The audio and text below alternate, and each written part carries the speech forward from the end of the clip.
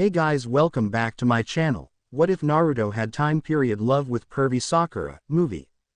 Their lips were tilted upwards in tune with their chins. Sweetened tone and carefully blanketed eyes pointed towards him. Naturally he smiled in response, gave a titter and made a small toast in response to the rather ostentatious comment.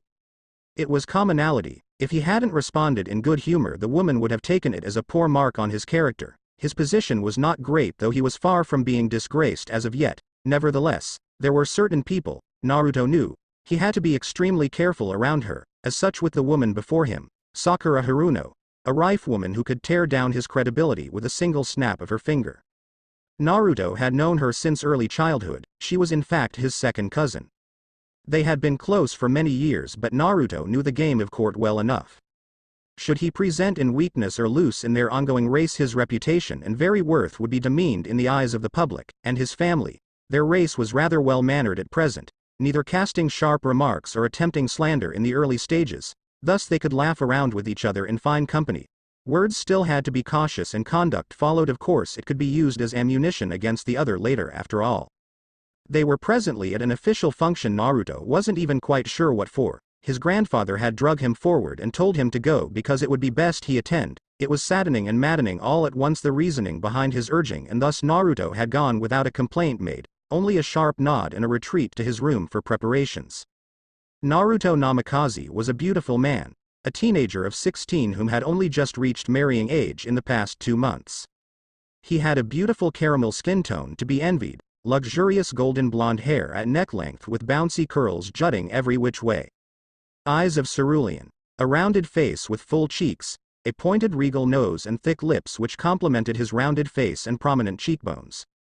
He had a lean but slightly curved figure which spoke of both strength and femininity. He earned his looks from his father, a rife man whom had been known for his kind eyes and docile but mediating personality. He had been well loved by friends and family as well as the people. Alas, Naruto did not know much of the man other than what other people had spoken of him.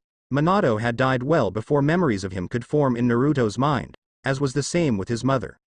Unlike both his biological parents, however, whom had both been rifes, Naruto had been born a submissive, and thus favored by society as better than most. Careful Naruto, you don't want to spill that drink of yours, Sakura warned with a coy glance. He quickly attempted to correct its placement in his hand, only for a couple of drops to splatter on the marble right next to his high black pump as he tipped it too far. Mainly because it had not in fact been in danger of spilling at all. He cast an eye-red glare at his cousin for the rather childish trick. She giggled with a good humor, however. Sakura Haruno was an equally beautiful woman. Though a rife, she was hailed frequently to have the same appealing charm and sometimes more as many submissives. With creamy ivory skin, a cute button nose, not too thin not too thick pink lips, sea green eyes and a head of straightened natural rose gold hair reaching down to her upper back. Her attire matching her appearance perfectly this evening. A long ruby red dress which hugged her figure, it had a long slit down the skirt with spaghetti straps and a rather deep V-shaped neckline. Her simple gold triangle thread necklace dipping in between her modest cleavage to grab just a slight more attention. Despite the fact that he was a submissive above her rife status, he was often quite jealous of her looks. Every outfit. Every time he saw her she seemed to be perfectly sculpted. He often saw himself in the mirror and saw a mess. In feeling a margin insecure, he did check his dress for signs of a stain regardless.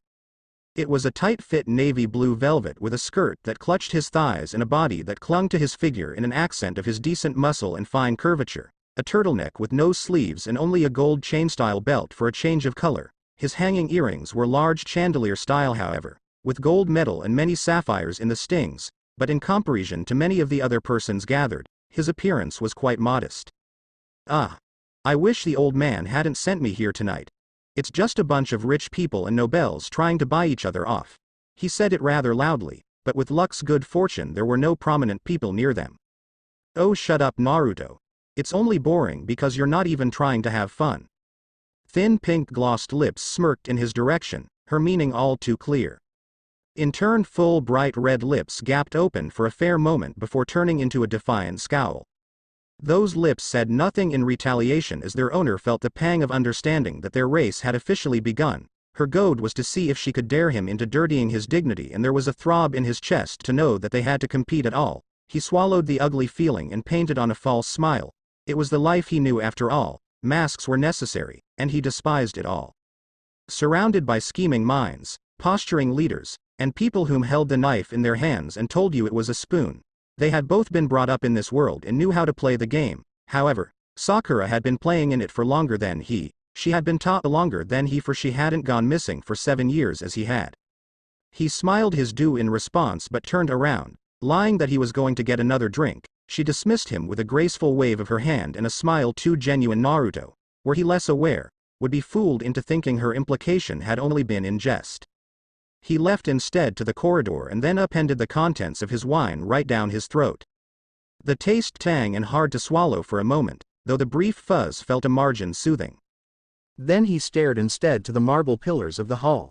Audacious in all their grand appearance, his heels clicked heavily on the hard floor as he traveled down the corridor. And he attempted to focus on their sound rather than the downturn of his lips. The area was alit by the wall lights, a cold white light that reflected against the white marble pillars and appeared to be imitating moonlight. Still the hall was vacant, as the event continued rather on with laughter and all too frequently played classical string music, his mentality for the party all but gone. He nodded himself and made for the exit. After asking the butler of Mr. Yahiko to bring his coat, he wrapped the calf-length faux fox fur around himself and cast a smile at the man as he stepped outside. Knowing that he seemed all too dour, the man summoned his chauffeur with a respectful nod. The welcome sight of the luxury black SUV pulling up made the blonde sigh with relief, relaxing at the very concept of leaving the oppressive atmosphere behind him. Normally he would have stayed longer, but he knew soon enough that he would have been asked to dance. That a number of rich, well-placed rife men would approach him in hope of catching his eye. Certainly he could stand that. Many were kind enough to him, but with his cousin's rather blazed air he had no desire to feel like a commodity. Even if by simply biology he was superior onto them, it would be degrading to be fawned over for nothing but his status, not until the steam of ire dissipated from his mind. As expected of him as his chauffeur respectfully opened his door, he smoothly sat down on the seat with all the grace he was supposed to have. As soon as it shut with a satisfying click, he slouched in the leather and let out the long sigh of irritation that had been coiling in his belly since the beginning of the night. His chauffeur tonight was a young woman named Conan whom he did not know particularly well. She was a dominant who had worked under his grandfather for many years, rather quiet and quite posed, always maintaining a professional distance and air. He had attempted to get to know her better, but she had always rebuffed him with cordial professionalism and he had stopped trying, at least for the moment. Regardless of her cold demeanor, he trusted her well enough. They were driving down the highway now, and he was watching the greenery speed by his face, happy for the sight an inch away from freedom in their forests, envisioning himself riding down the valley on his horse. Night or no, it was always exhilarating to feel the wind in his hair, the tilt, the liveliness of her ride. Far better than the stifling comfort of his family's various cars. The wild was thrilling, and he much preferred that. Finally they reached the manor in all its glory, standing tall and old. Made of stone and built in the late 16th century. It had been remodeled for modern-day use after his grandfather had taken residence, but its exterior and even interior were rather the same as they had been centuries ago. It was truly beautiful and Naruto loved the classical air it held, the attachment to nature it pertained with its climbing ivy on the walls. Its large pointed pillars did not look so artificial as buildings from the city, but in stone seemed like great monuments formed by Mother Nature herself. They came to a slow stop in front of the doorway, double doors and towering. Stepping out and met with the gentle moonlight, he almost wished to stay outside instead of battle with his family's questions, though he knew his adoptive mother would find him eventually if he so much as attempted such a thing, and he'd get rather vigorously told off for it. With that in mind, he simply entered as Conan opened the door for him, thanking her with a rather absent mind and not paying attention as she left to put the car back in the garage. The warmth of the foyer was pleasing, and Naruto had noticed from many unwanted visits to other estates, par events and polite meetings, that all save his own were rather barren and unwelcoming in nature, lit by warm light with vanilla-toned marble to reflect it. The double staircases had brass-colored rails and there was a dark red and gold rectangle rug on the floor. The crystal chandelier on the ceiling reflected the light from the wall lights and made the interior feel almost mystical in its own way. Back already, Naruto? The instinctive want to hiss at the sudden appearance of the man rose in his throat. But he held it back barely. Their butler approached him from the right, hands in his pockets and a judgmental, rather serious look in his coal eye. Naruto didn't enjoy being stared at from that man. Usually Kakashi was a fraction more at ease. Kakashi was a man whom Naruto considered to be mysterious. His background was confusing and seemed to change with each person acts. He always wore a thin mask over the tip of his nose and all the way around his jaw. Naruto presumed he was hiding a scar of sorts. The man always seemed to just know things about people, places, events. Naruto was fairly sure he could never speak what his favorite color was out loud, and somehow the all-knowing gaze of their butler would know it. Kakashi was also young, especially for a butler, around his mid-20s with gelled and spiked silver hair and a single dark eye. His other eye was a bright red, and Naruto suspected that he was somehow only partly albino. That aforementioned eye also had a scar from cheekbone to eyebrow which was obviously made by a knife, lending credence to the young blonde's theory the man had a shady past. When Kakashi was serious he became intimidating, and though the blonde knew he wouldn't do anything, the primal side of him shrunk back a little at the aura he produced in those moments. It was disapproval he saw, and the blonde knew it. There was a reason he had been asked to attend the event, and in all appearance he hadn't been there long enough to foster goodwill. In fact, his early departure would likely be taken as a negative. Kakashi knew it probably better than Naruto himself did. Nevertheless, in respectable fashion, as his young master took off his coat he placed it in the closet as expected. Naruto made no bid to defend himself and instead ascended the staircase with a slowed pace. He had no want to face his grandfather, but the guilt eating at his conscience would not allow him to sink into his silk bedcovers until he did. Traveling down the long hall to the study, one passed much expensive furniture, large vases and decor, as well as many old family portraits, those going as far back as the 15th century. Theirs was an old family, and Naruto carefully avoided looking towards their large golden frames and painted eyes. He knocked rather tepidly on the large mahogany door, more a rasp of the knuckles than anything solid. "Come in, Naruto." The tone was serious, and within himself Naruto felt a strong urge to just walk backwards and avoid confrontation altogether. He held his own breath, and smacked himself mentally for the thought. The door clicked open, and though old didn't creak, although Naruto felt it almost should with the heavy air and ominous feeling in his gut. It was because of this weight that he entered with his eyes to watching the floor and not looking up towards the only father figure he had ever known. "At least look me in the eyes, Naruto." He did, but it was a struggle to actually force his head up to lock eyes with the dark gray eyes of his grandfather. Jiraiya Namikaze was a handsome man, with broad shoulders, small coal-colored eyes, a tan skin tone, and extremely long wavy hair which Naruto secretly assumed had always been white. He had a sculpted square face with high cheekbones and large dimples which when frowning seemed like stress lines. Naruto and him had the same nose. He had a lot of muscle for a man in his mid-50s and just as much joy in his heart as a collage idiot. But he was practical as well, logical and well rationalized, with a knack for diplomacy and mediation which most people could never hope to achieve. He was kind and generous, candid and understanding, and in all honesty, Naruto considered him as an idol. Unfortunately, he was a dominant, and dominant were considered shameful by the laws of society, especially within the nobility. They were more prominent and more driven by instinct than submissives and riffs. Their anger often got the better of them and they were quick to resort to violence. Their status was regarded as shameful. To have a child born a dominant was considered unfortunate. Though those at a baby party would bid congratulations, it was often meant as a condolence in the socially acceptable language. It was a rare feeling, but at that moment seeing the serious expression, the frown straining down the lines of his grandfather's mouth, the young blonde wanted to simply repent. He was a stubborn man. Such a submissive nature was uncommon for him. Had his gut not begun to feel sickened and heavy at the party, he would have stayed certainly, and therein not damage his and in chain his grandfather's reputation. They were on uneven ground as it was. Sakura had the edge over him, and though he wasn't particularly eager to win their battle, he knew it was important in its own way, even if he hadn't yet figured out why, as his father figure had promised he would around his present age. Jiraiya was standing up near the bookcase, obviously having just been rummaging around it, if the books scattered on his carved antique desk were any indication. He was wearing a large red wool cardigan and a murky green button-up shirt clashing horribly together by all accounts. His thin reading glasses were perched on his nose a little too far away from his eyes to see out of unless he was looking down. "You can't keep bailing on these events, Naruto. This is the third one this month. You're sinking your own ship here," it was said rather mildly. But the young submissive wasn't fooled by the tone. He knew it was a warning, albeit a gentle one. It had the teenager pouting a glare on his face, though not pointed at his relative. Irritation in his gut and the want to yell out the absurdity of it all lodged in his throat.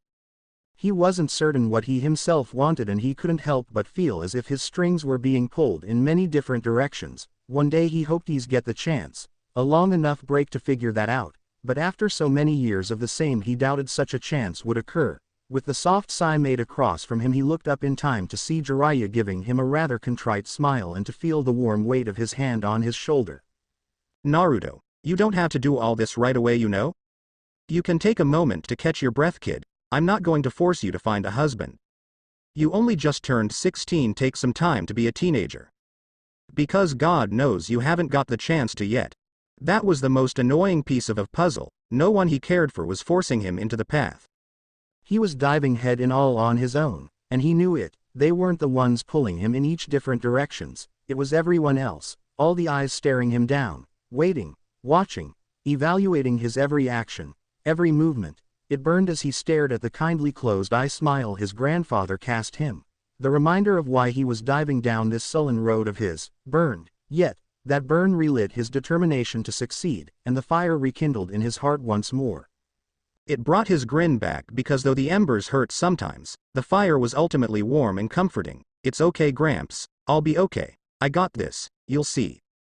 There was a moment where the elder man's smile tilted downwards, a fluctuation, but Naruto didn't notice the sullen stare he was viewed with in that moment, only paying attention once it was gone, and Jiraiya blockaded that worry fogging his mind once more. It wouldn't last, but it was better that his grandson didn't see it and the middle-aged man knew it.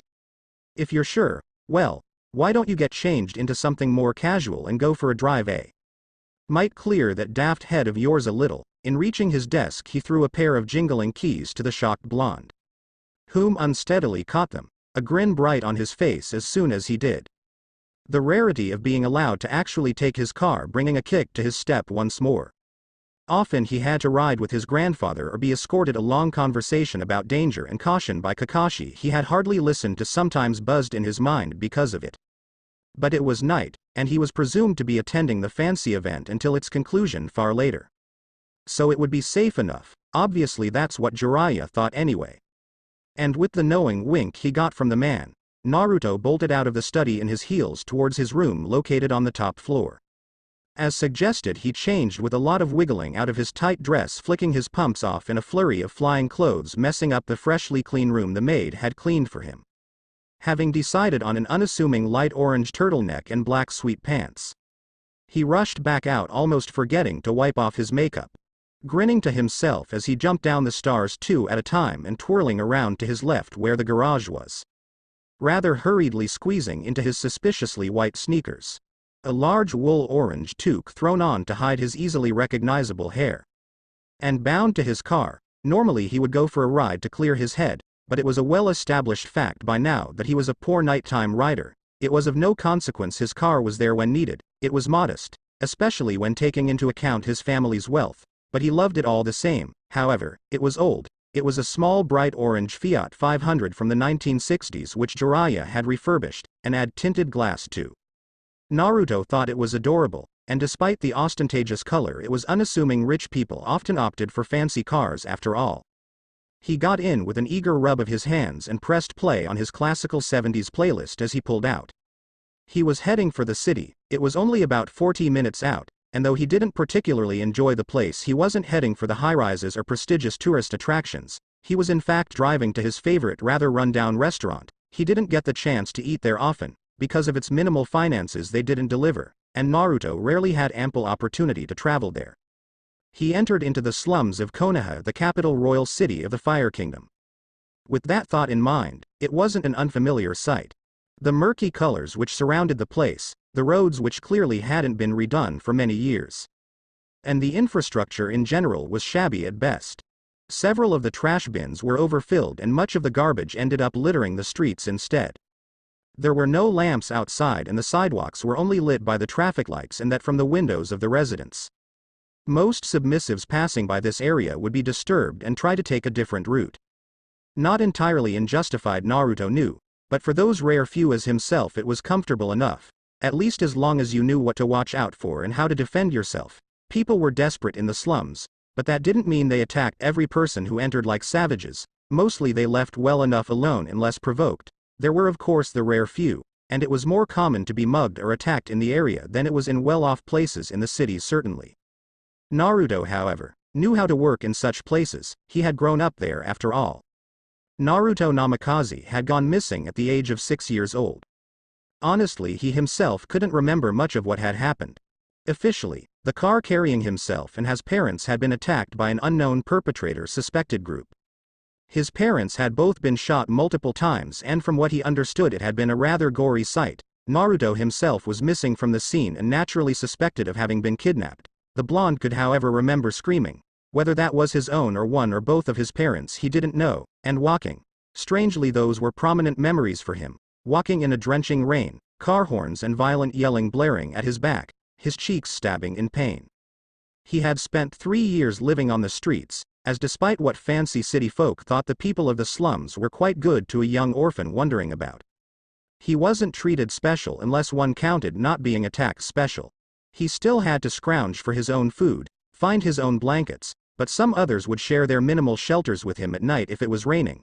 There were times where he had gotten on the bad side of some of the residents, when he became desperate enough to steal from those even a little better than himself. He had been beaten really badly, kicked down and stomped on, given a broken leg when he was 8 because of it.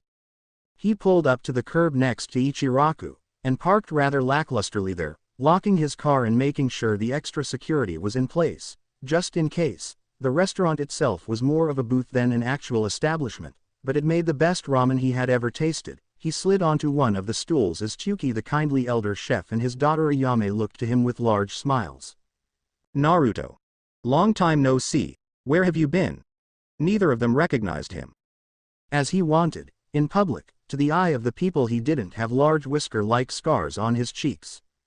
Covering his face with a fair amount of makeup, he always wore stylish designer clothing which made him look the part of a high-class submissive, but to the slums, he was just another person with the same name as that fancy figure on the newspapers, spoken of in gossip columns. Coincidence and nothing more. That worked just fine for him. Not that it was unpleasant being rich, but it was a lot more freeing to not be seen as a namikaze.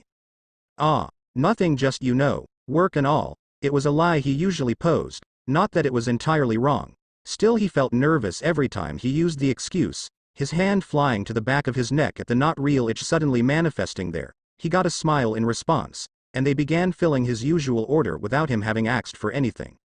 He had met his adoptive mother at Ichiraku. Tucci had offered him a rare meal for free. It had been winter and he had been starving, his belly feeling caved in, and the kindly man had noticed. As he'd struggled to get himself up on one of the rickety stools, he was unexpectedly lifted up and placed on the seat. When he'd turned to look at the person who'd helped him, he'd seen deep brown, sweet smiling eyes staring down at him. A gentle smile in his little heart after so many days of starvation beat fast. And he started to cry, sob. It had panicked the poor man into fussing over him as Naruto had blubbered out, "Thank yous," on repeat. Finally, the man had given up trying to talk him out of crying and had cuddled him close with gentle shushing noises. That was how their relationship had been founded, and after a hefty drink of water and with red-rimmed eyes, Naruto had found out that the man's name was Iruka, a submissive obviously who worked at the rather decrepit daycare in a slightly better area in town.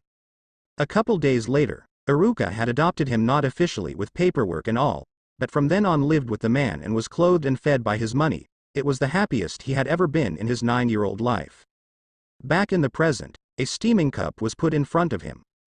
And with a delighted expression lighting his face and establishment, he bid his thanks and dove right in with the chopsticks. Slurping the noodles down without any of the prim and proper manners which had been ground into his head in the past 3 years, foregoing them entirely in both joy and the satisfaction of feeling like a rebel for doing so, he ordered another scrumptious bowl before deciding that as having been enough and bidding his farewells after leaving a large tip as he always did. Then he left feeling much better than he had when having arrived, a nice breeze having blown away the smoke circling his mind. He stretched with arms over his head and a smile of contentment. Circling around to the driver's side of his car, and getting his keys out, looking forward to relaxing at home. That was until the sudden sound of a violent engine and the recognizable sound of a too-fast motorcycle hit his ears with a panic of understanding. Head snapped his head to the side to see a motorcycle chase with a lot of yelling. Composting exhaust and no helmets, the first person Naruto didn't get the chance to look at. Because he lurked himself towards the curbside as he sped by, barely in time as it was because he felt the gust of air from the chase violently against his body, hyperventilating for a few moments on the roadside listening to one motor get further away and the other getting closer, slowing down as he finally got up, arms and head pounding from his smack onto the asphalt, the scrapes on his arms hurting despite his rather thick woolen sleeves. Hey you.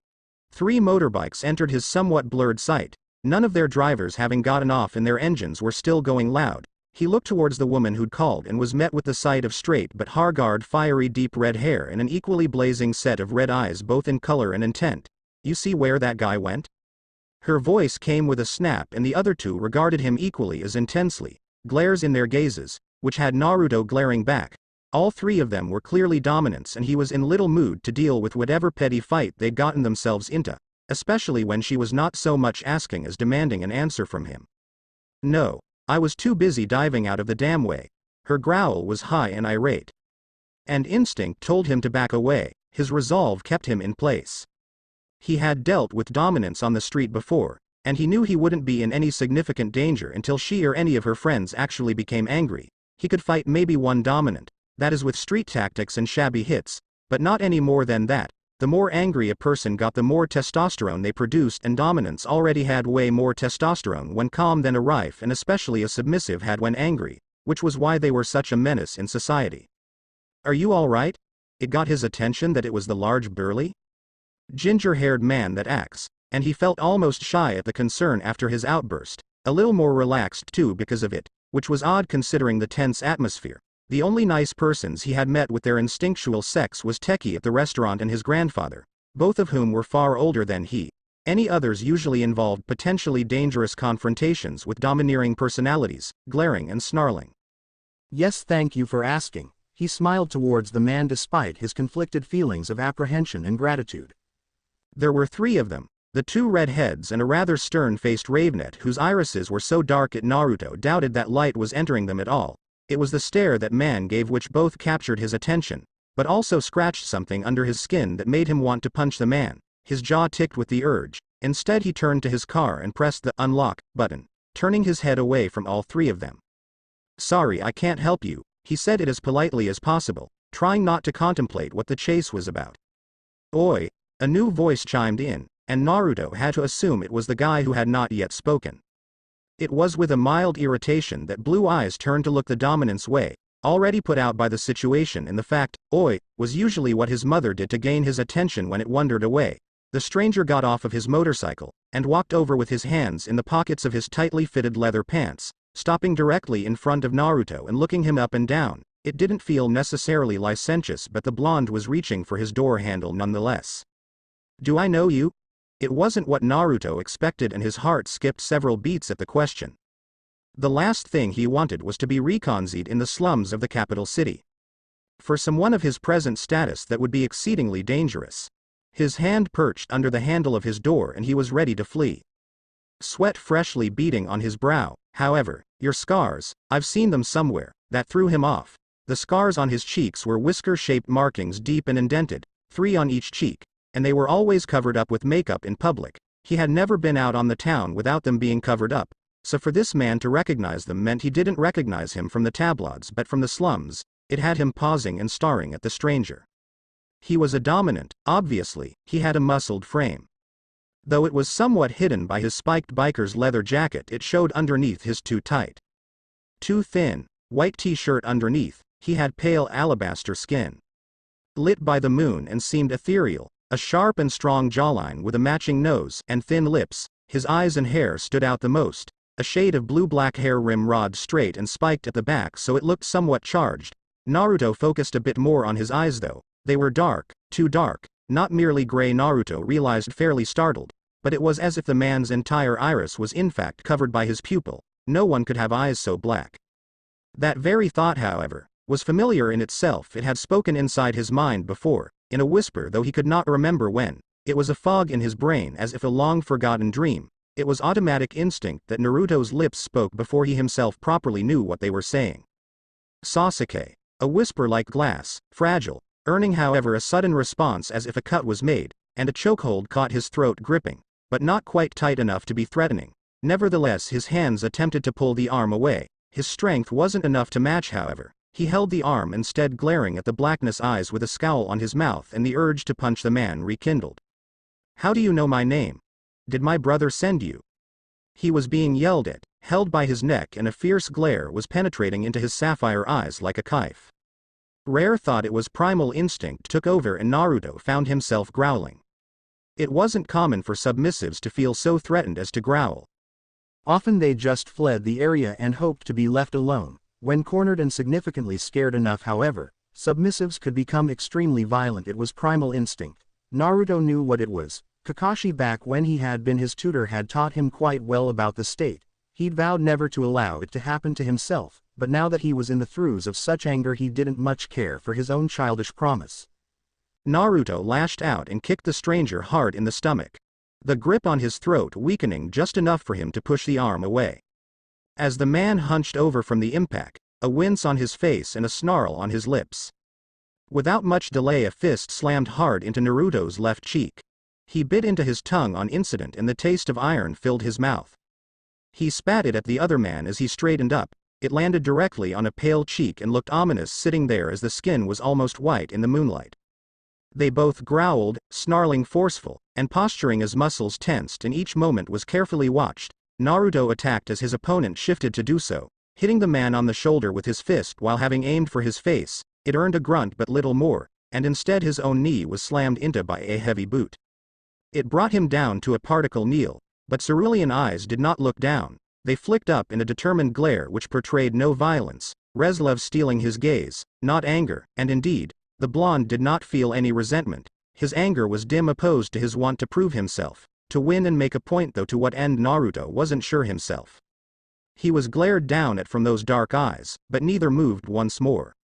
They both stared, one man growling, glaring, scowling deeply, his gaze bearing down with a weight as if the sky itself was looking down upon you. Yet, equally, blue eyes stared upwards, resolute, calm. And speaking without words, cheek swollen and a dribble of blood trickling from both a split lip and a bitten tongue. Naruto did not know how he knew the other man's name. He did not know how Sasuke recognized his scars, but his gut was speaking to him. His mind was telling him clearly that neither of them would win the fight they'd begun. It was destined to be a stalemate, and by the fact that his counterpart was not making another move, he could assume the other man knew it too. Slowly, one of them backed up slightly, and the other rose his leg, doing so. He ignored the flare of pain as he stood straight facing the familiar stranger. They both breathed deep, blue eyes flickered to their onlookers, his attackers group, none of whom were moving, all of them simply watching the proceedings, though it seemed as if they had come close to doing so, as they were both off their bikes and a little closer than they had been when the fight started. "I know you," Sasuke spoke. Naruto agreed with that. They did know each other, but the fog, or was it smoke, was too thick, hanging over top their memories. Nthat nothing was reaching either of them. A picture? No, that was too impersonal. A playmate before his parents had been killed? A deeper connection. Crossing emotions were echoing in his chest, intense and too mixed to separate any single one and define. Was there hatred? Anger? Happiness? Naruto couldn't tell. There were too many in his head, and none of it was being filtered by rationality. "Yeah," was all he said, because there was nothing else to say. The blonde knew that they both were in agreement. They were both confused and had no explanation. How were they to figure it out? Strange as it were, but Naruto found the fighting their little brawl a help, mainly for the fact that it felt so obscure, wrong in the manner that it pressed against his mind each time he landed a hit, with greater pressure of a remorse, a inner protest. Be that as it may, staying would achieve nothing. Neither he nor his counterpart had any clue as to their connection. And Naruto, while curious, had little hope of understanding such a vague intuition. Thus it would be best to leave it as it were. They stared at each other momentarily, something hitching in the back of Naruto's throat. And the feeling had him disturbed, so he turned away from the man's gaze. Clicked open his car door, and settled in with a hiss at the pain in his leg, hoping that his face wouldn't swell too much as to not be able to see. Luckily his injured leg wasn't the one he pressed the pedals with, and he would be clear the drive as long as his eye didn't swell too much. He chanced a glance at their spectators, but both of them had already taken position on their bikes. He didn't glance at his former opponent. As he drove off, however, he looked in his rearview mirror, and saw, briefly, Sasuke staring at him, watching him leave, before he too turned away back to his bike. It pulled at something inside of him to see. It felt like a dismissal, which made little sense as he had been the first one to leave. He focused on the pain on his tongue and the taste of blood in his mouth, distracting himself from thoughts of the man and paying attention to the road, mumbling to no one in particular. Bastard. He got home with no further incident, and he was hoping to keep it that way as he did his best to crawl up to his balcony window via the thick ivy on the walls. The last thing he wanted was for his mother to see his face as it was right now, never mind his limping leg, which was presently hurting very much with the act of climbing and straining. As long as he could avoid a confrontation with his overprotective mother, he'd be happy. Jiraiya would be preferable, because Naruto was sure the man would laugh at his getting into a skirmish, probably ask how he did. As long as he didn't mention it had been with a dominant, that would be bad, for both himself and the familiar stranger.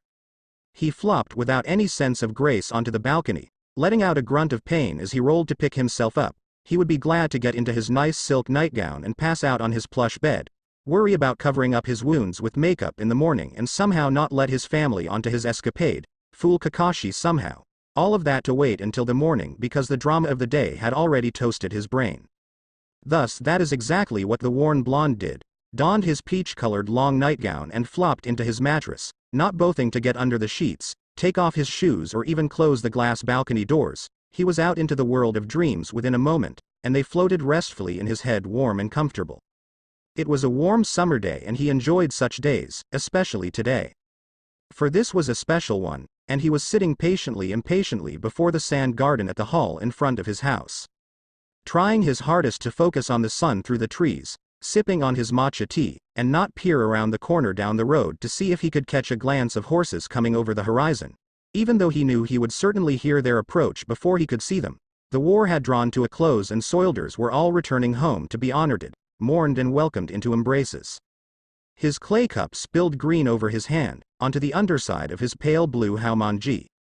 He pouted at the stain it left, but did not bother to move and change. He wouldn't chance missing the samurai's return. Instead, improperly, he dabbed away the hot tea with his sleeve and hoped no one would see his behavior. Neither his father nor mother were home, as it were. They had gone to talk business with the local matchmaker, a fact which Naruto avoided thinking about. He knew the reason all too well. Then there came the clicking of hooves, and he almost flung himself forward. Barely managing restraint, his hair pulling at his scalp from his initial lurch forward. He had asked his handmaiden to pile it higher today. His excuse had been to look his best in welcoming the brave soldiers. Though by the sly smile she had gifted him with he would wager she knew the truth. It was in a large bun at the back, with a smaller one below it, separated by a delicate paper sakura-colored fan in between. To match the images of petals sweeping in the breeze on his haomanji, he wanted to look his best, not merely for the soldiers however, and though she was discreet in her knowledge for she had never told his parents, Ten knew his full reasoning. He stood up, more careful this time, and approached the front of his house. Though he appeared perfectly controlled in doing so, his feet were restraining from moving into a fast pace. Everyone was doing the same as he, leaving their homes to watch the procession's return. He could not appear to be more eager than any other. There was already suspicion upon him for how often he'd rejected the matchmaker's bids for him. Too many suitors he'd rejected, and his parents were quite dour about it. For him to rush to the side of the samurai would shed a light on his reasoning. Already there had been rumors before the war had broken out about a sordid affair. Naruto had to make sure such gossip was not fed, no matter how true it were. Their armor clinked together as their horses maintained a steady pace. Each one's helms were removed and hooked on the side of their saddles. All of the warriors had desolate expressions, worn and too old for their skin, frowns which dipped too far and eyes that were vacant of true emotion. A stern set on their features which made Naruto frown himself, worry in his gut and a sympathy in his eyes as he stared at each passerby, hoping with a little spark in his heart that he was wrong, and not all the samurai wore such somber express. It was not their final stop, Naruto knew. Only those who lived in the town would be remaining. Everyone else were simply passing through in their journey to the capital. Nevertheless, they would stop for the night to rest their heads, horses, and minds. Naruto's gaze searched, stomach twining together in lurches of fear, uncertainty, dread and too many emotions. His breath held in his chest as his eyes failed to catch sight of. Then there he was, in the fourth row, only one woman sitting separating them. And the joy in his felt burst forth in a great grin which he had no hope to stop. The party had stopped as the leader of the village came forward to welcome them and invite them to stay the night, telling them where to keep their horses and all. It was but a fuzz in the young submissive's ears, hearing turned off to welcome a sharper sight. And he watched the wind brush up straight black hair in a large sweep of its bellow, the stoic expression which he knew so well not shifting from the gust. The armor, Naruto couldn't help but think, as he had when he'd first seen it donned, looked regal upon him, the deep crimson plating now chipped in places, scratches revealing the steel underneath the paint, but it was whole as was its bearer. Uppy up Naruto. Cerulean eyes snapped open, a gasp leaving pink lips as he shot up. His bed not comfortable in that moment, for what felt like silk to his mind. His dream drifted in his head, so very real he had thought he was there in waking for a single moment. Waiting for the soldiers to arrive, the hot tea cooling, and drying on his sleeve, the pull of his long high-piled hair. He touched at his head, his wrist, nigh expecting to feel those same things there in the waking world. Panting as his thoughts landed on the dominant he had been staring at in the dream. The same one he had met in the street, minor differences some minute they were hardly a factor. His hair had been swept up in the breeze, there had been no gel spiking it up in the back, he had been in metal armor and black samurai clothing underneath, not leather and spikes, ancient and beautiful outfits he had not seen outside of textbooks. He had worn one, the other man, Sasuke, had worn them, and the image had been so clear. He shook his head, it did little good, but it brought his mind to the present, and he could focus better on the banging on the door, his mother's loud voice beckoning him to breakfast, meaning Kakashi had already tried, and if he didn't hurry up he would be dragged into the dining room. He scrambled up with his usual morning grace, falling off his bed in a heap and flustering towards his unsweet mind, still half on his dream, who he had been in it. The Homeji wore kimonos were rarely worn in the Kingdom of Fire anymore, not even the royal family kept up the tradition. He himself hardly knew anything about the garment, though the curiosity of history had existed when he'd been a child. He'd been fascinated by the illustrations and the ancient displays in the museum, the elegance of the garments, the swords and armor of the samurai, all of it was so obscure to the lives they lead now. He took his shower quickly, a jump in and a jump out, his mind lingering once more when he was trying to keep himself focused on the modern problems he had. He put on his makeup a mite more delicately than he normally would. The skin sensitive, and he had to be cautious not to let his black eye be seen, though he couldn't cover the swelling entirely. It was enough to simply look like he walked into the door or something alike to that. He was clumsy, it was believable. He chose a simple eyeshadow and liner. The last thing he wanted was to draw attention to the area. Instead, he painted on a smoky brown lipstick, lining it with a slightly darker shade and painting it with lip gloss, even going so far as to sculpt his cheekbones with brown and beige tonesto, make them look more prominent and match the swelling around his eye just enough to look. Such a look would keep his over-observant family from noticing. He slipped on a long white dress which clung to his chest but flared out below his waist and ended at his ankles, simple spaghetti straps and a broad versus-shaped neckline which hardly dipped low. It was modest as the dress had no detailing, but it was showful enough to display his status respectfully. He chose simple teardrop silver and diamond earrings to accompany the look, and nodded to himself as he put on simple beige kitty heels. The look would appease the critical eyes of his guardians, and it would work for whatever function he had to attend today. He'd forgotten what it was, even though he'd been told multiple times. He exited his room with a bit more of a somber attitude than he normally would, a small frown shaping his face and his eyes staring at the floor as he walked towards the dining room. "Oh, Naruto." His neck snapped up at the voice, seeing the smiling face of his lady-in-waiting. She rushed forward to hug him, unprofessional, but neither one of them had heeded such rules when it came to their friendship. He hadn't seen the woman in several months and he held her tight in turn. He had missed her terribly. She had gone to a type of training camp for young servants. It was a quite posh program and it had been his idea that she go, but he had still whined the entire time she had packed her bags, begging her not to go. He had few real friends in consequence to his status, at least those he could consider as such without worrying for a type of betrayal or scheme against him. He felt himself tearing up at her simple return, but held himself together through a margin of dignity. Tenten pulled away with a sweet smile on her face, her hair so expertly held in two buns at the top of her head, one on each side, though now there were two thick braids encircling their spherical shapes. It was its same gorgeous mocha brown, and her eyes the color of chestnut, combined with a peaches and cream skin tone. As always, she looked wonderful. Pristine, not a hair out of very image of an immaculate submissive. She was very much his mentor in proper elegance, how a sub was supposed to appear in public. It has taken him a few years to understand that it was more than a decision so much as a necessity to appear your best. Tenten had been brought in as a lady-in-waiting for him when she had only been 12 and he had been 11, having only just been found by his paternal grandfather after having been missing and suspected dead or kidnapped for 7 years. Tenten had already been reasonably trained by then to care for his needs, but for the first couple years she had mainly been his playmate, and he and even she to an extent had been taken care of by his adoptive mother Iruka. It would have been inappropriate for Kakashi, their butler, to see to his needs as a submissive not yet of age after all. Tenten. I was starting to think you'd gone on the run. He grinned, his bad mood all but gone. Never. She hugged him once more, before they parted and both traveled downstairs. Entering the dining room with a grin, he smiled to his mother and grandfather at the front of the table, the beautiful woman trailing just behind him respectfully. About time you got up. Iruka spoke with a bite in his tone, and a lingering exasperation that could be felt. Already feeling sheepish, he gave no excuse as he blushed and hastened to his seat across Iruka and beside his grandpa. Oh Tenten, did you only just get back? Jiraiya smiled at her in his usual bright demeanor, and Naruto guessed she must have gotten back late last night in order for him not to know of her return. Otherwise Kakashi would have informed him. Last night, Your Royal Highness, Mr. Hatake was already asleep when I arrived, so I asked one of the guards to let me in. She bowed respectfully as she spoke, her hands folded neatly in front of her as traditional posture for all submissives not within a formal function, otherwise one was to curtsy.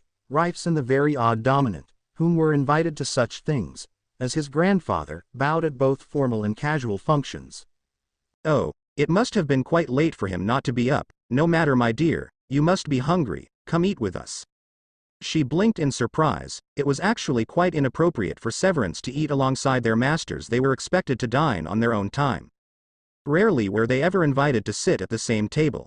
But Naruto knew that Jiraiya, while respectful of tradition in public, wasn't as stringent with his staff as the various nobility and royals he dealt with taught him to be. Not refusing the offer, for that would be rude, she sat herself rather timidly next to Naruto at the table, her posture perfect, and she waited quite patiently for the family to choose their rolls, buns, and breakfast for the morning. When Kakashi came in and poured some black tea, she smiled nervously at him, and received a warm smile in return. No jealousy shown. How was the camp, Tenten? Spoke Iruka before biting into a fresh roll.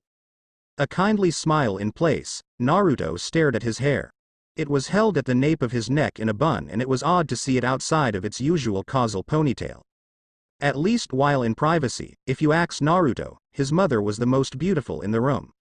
And always was. His skin was a rich chestnut which glowed when paired to his deep brown eyes and straight chocolate-toned hair. He too had a large scar on his face, and perhaps that had caught Naruto's attention at such a young age. It was a large slash across the bridge of his nose, seemingly made from a knife, and the blonde often wondered when he saw it who could harm his kindly mother in that way. He often cursed them in his mind too. After Naruto had been found, Jiraiya had happily welcomed Iruka into the family after learning that the kindly submissive had essentially rescued his grandson. Thus, officially his mother bore the Namikaze family name after that, though he continued to use Amino, his birth name, at unofficial functions. When he needed to attend special events and formal occasions, he bore his granted name with pride. After all, the Namikaze name was not one to take lightly. Informative. I learned a bit of everything, I think. From dishware, to politics, to history, I don't think the proctors left any stone unturned. She was being more well-mannered than she usually was around him, which was normal. She always was when in his grandfather's presence, but that type of professional courtesy didn't really suit her. At least that's how Naruto saw it. It was decorum, however, and he couldn't speak up against it without reprimand. It wasn't as if she was afraid of the man, merely that she had to hold herself respectfully to her position without falter. Naruto understood that, even if he didn't like it. She sipped at her tea as Iruka huffed with a good-natured smile in both their direction. A little sly curve to his lips. Well, I do hope you'll teach Naruto some of it. With you back around, maybe he won't keep sneaking off from events. The blue eyes beauty pouted at that, irate that his mother mentioned it as both a reprimand and an informating Tenten, because she never would have let him get away from such things had she been here the past months. Bellying this, she shot him a look, not a glare or annoyance coloring it, but more of a, really now? With a sassy, inaudible, tone and a promise of stern guidelines to ensure it didn't happen again scratched at the back of his neck, and she elbowed him discreetly for the action. It was improper table manners. He sighed, resigning himself to the fact he would be under her close watch again, more so happy that she was back. However, suspicion came to him fastly as he continued to eat. The duration of the meal, Iruka and Jiraiya kept glazing at each other with small little nervous flicks of the eyes. Those which piqued his attention, especially as Kakashi walked into the room once more after a maid had summoned him. Bending to Jiraiya's ear and speaking in hushed tones. The serious expression which had fluttered onto the older man's face with whatever was said. Official business, no doubt, that would not be concerning, if not for the fact that much official business his grandfather had to trifle with these days involved Naruto in some manner, a fact which the blonde was not ignorant of, and it drove his gaze to narrow ever so slightly towards the quiet conversation, watching the lips mumble and trying to read their words. Alas, the butler wore his mask and Jiraiya was making certain to keep his lip movement minimal. Finally he rose, dabbing his mouth with the napkin on his lap. "Do excuse me, you lot, duty calls." Iruka's sharp attention to those words was impossible to miss, as was his near call out to the man before he thought better of it and closed his mouth and relaxed back into his seat. It was then that Naruto chose to get up as well, a smile on his lips and a heavy feeling in his gut as Jiraiya left the room, and he himself circled around the end of the table, giving his mother a kiss on the cheek as he left through the opposite door, Tenten close behind, with hastened footsteps. Naruto. What's wrong? His mind filtered back to what Sakura implied back at the party, and his mouth curved into a frown. With the drama from the mysterious stranger, he had all but forgotten his current position and situation. He couldn't simply be fretting about one familiar stranger, he had far more important matters to attend to. Sakura Haruno was making a move, and he would have to do the same in order to secure his rank. At the moment she was in the lead and their race had only just begun. He knew her methods to acquiring power, respect and recognition.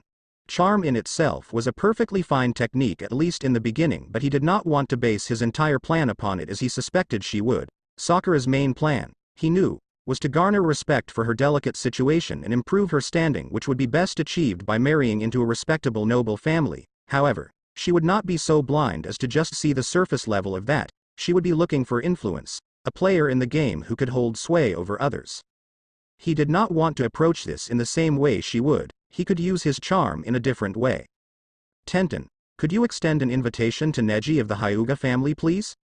They were nearing the garden and his mind was whirling even as his friend behind stuttered at his request. "Invite him to tea this afternoon in our gardens." He wasn't surprised by his lady-in-waiting's confusion. Neji was a low-ranking member of the noble family of Hyuga. Cousin of the recently dubbed Marchioness Hinata Hyuga and Lady Hanabi Hyuga, the daughters of the Duke of Greenleaf Hiyashi Hyuga. Neji was hardly respected as a member of their family, however. And it was widely believed amongst respectable society that he was only allowed to retain his title through the generosity of his uncle after the tragic loss of his younger brother Neji's father. Despite the fact that his nephew was a dominant, to invite the dom man made little sense, and should he be found out to have extended an invitation, would be seen as inappropriate. It wouldn't slander Naruto's position, so to speak, he was too high-ranking for that, but it would not be looked on positively by the peerage.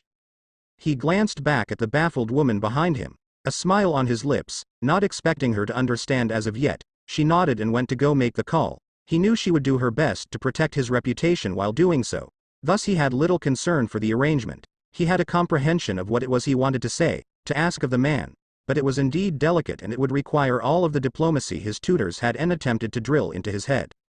He grabbed his watering can from the shed at the back of the gardens and went to go adhere to the flowers.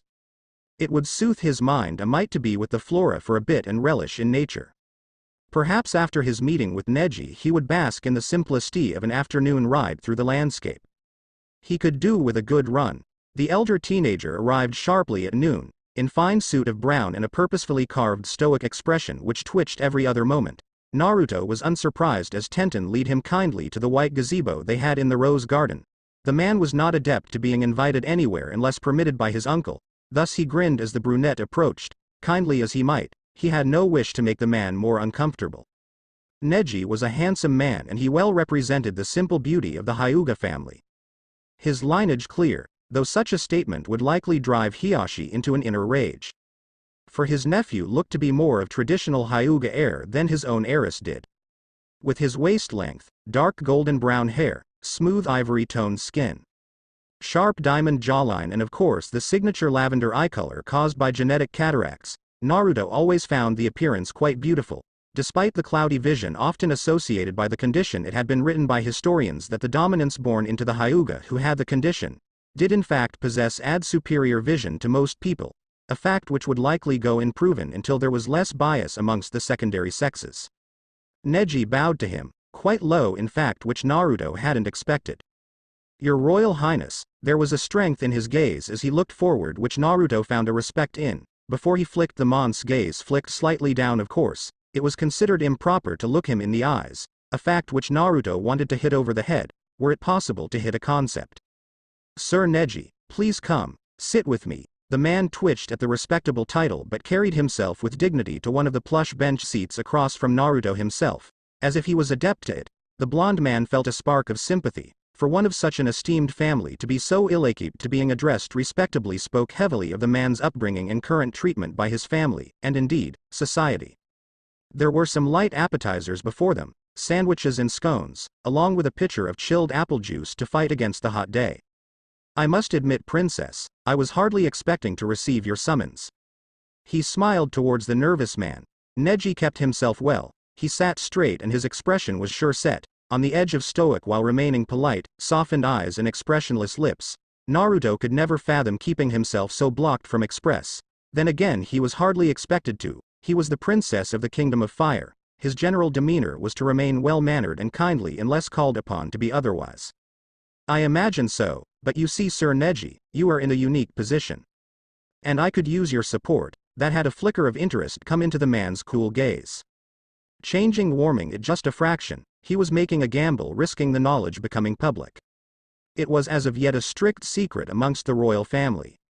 But if he were to gain an advantage over Sakura, Naruto knew he would need to take some significant risks. "You are no doubt familiar with my cousin, Princess Sakura." He hardly had a need to ask, so he continued, "What is not widely known is that we are presently engaged in a competition. That is for the title of Crown Princess. Because of each our unique situations, the Council of Leafs has yet to proclaim whom is to inherit the throne."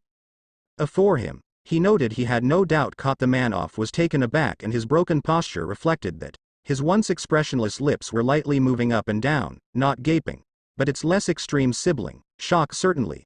Naruto waited with patience for him to regain himself, taking a bite of a scone instead, and smiling kindly towards the man. Neji was kept far from politics, the blonde knew, but certainly he had been taught the basics, so such a statement must make little sense. He took a moment, but his speech was a slight baffled as he spoke, not nearly as controlled as he had been.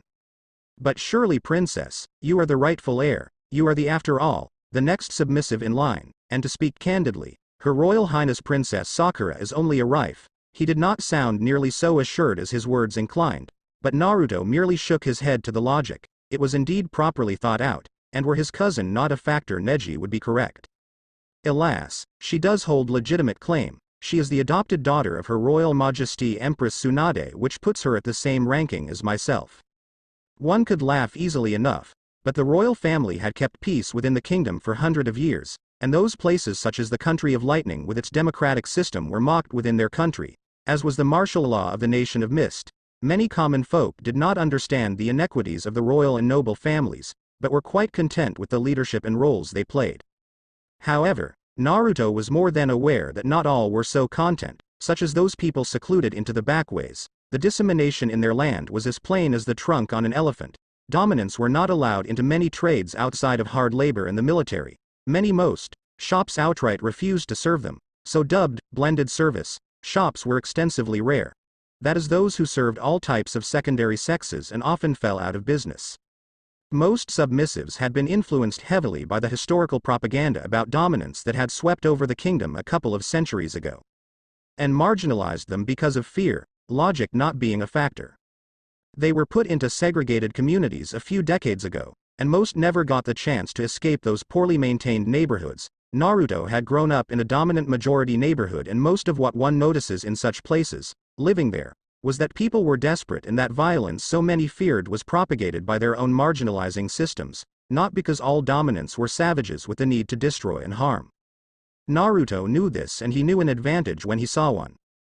Neji himself seemed befuddled, not entirely out of his depth but enough above water that he was gaping slightly. His brow was pinched and his face was a margin more twisted, its stone carving quite gone. The blonde did not interrupt the thought process the man seemed to be originizing. But you are the only heir of former Crown Prince Minato. May he rest amongst the leaves. Surely that puts you above her, if only minorly. Naruto found the statement melancholy.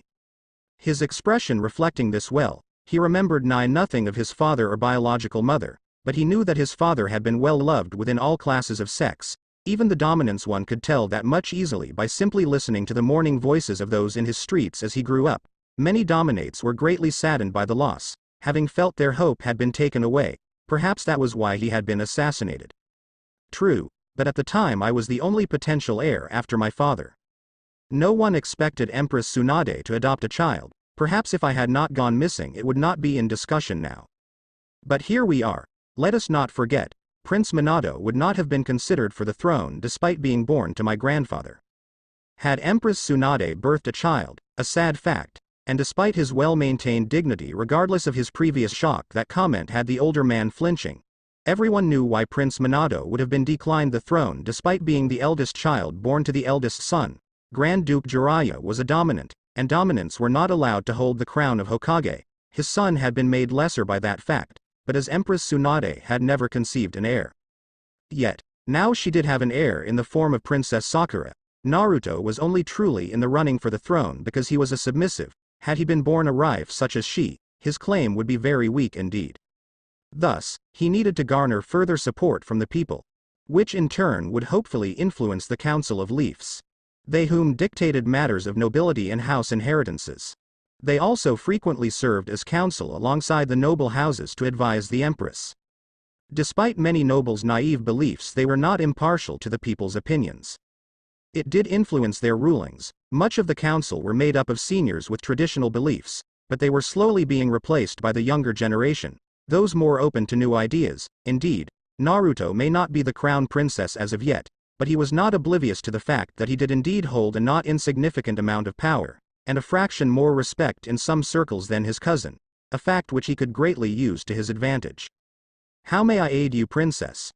Neji spoke with an eager observance, hopeful in a manner that was both sweetened and somber, for it was obvious he was demeaning himself as he acts, still startled that he of all people whom had been called upon. I need discretion, Sir Neji. I cannot make many prominent movements without being noticed. I need you to act as a type of point of contact. Naruto had to admit the man would be ideal for the task. He could mask himself better than most persons he had ever met. A true talent at keeping well poised, for he simply stared with little reaction, awaiting further explanation. Between myself and your fellow dominant children of the nobility, yours House of Hyuga is the most esteemed outside of the royal family. Thus you will have more threads to reach towards. For those you cannot reach, those in smaller positions may. He took a sip of juice, already feeling a tad nervous, for his request sounded a margin scrupulous. You wish to form a dialogue between yourself and the dominants born of the nobility. It wasn't a question but a clarification, and he nodded. Neji did the same. The man was understood to be quite intelligent, and Naruto could rationally assume he had deduced the majority of his plan. Would our support serve you well, your highness? Ours position is not well respected. It could prove detrimental to you instead of aidful. There are not many of us whom have not been disowned by our kin. The support we could offer would be minimal, harmful at best, and at worst it could destroy your entire reputation.